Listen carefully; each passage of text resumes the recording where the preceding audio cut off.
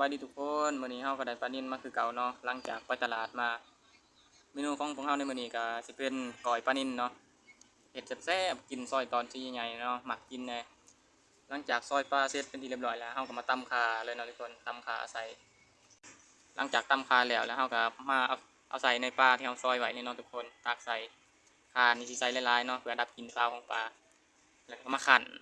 ก่อนคั่นนี่เฮาสิบีบมะนาวใส่เนาะทุกคนแต่บ่ได้ถ่ายให้เบิ่ง ขันไปจนเหนือปลามันแข็งไปแล้วเนาะทุกคนขันไปเรื่อยๆเลยกอยปลานี่เป็นอีกอาหารหนึ่งที่ข่อยมักเลยนะทุกคนกินนี่สุดยอดเลยหลังจากเขาขันเสร็จแล้วหน้าตาก็สิประมาณนี้เนาะทุกคนเขาก็มาปรุงได้เลยใส่พริกผงลงไปใส่พริกผงแล้วก็ตามด้วยข้าวคั่วนี่ใส่หลายๆเนาะมันจังหอมแล้วก็โคเลเข้ากันนี่ก็ใส่น้ำปลาแดกเข้าไปแน่เนาะทุกคนแต่ละสูตรมันบ่คือกันเนาะใส่น้ำปลาแดกเข้าไปบวงหนึ่งแล้วก็ตามด้วยผักหอมจะมีหอมบัวแล้วก็ใส่มักทั่วน้ำเนาะทุกคนนี่แล้วก็มาโคเลกันเข้ากันเลยสีสันตอนนี้ก็น่ารับประทานแล้วเนาะทุกคน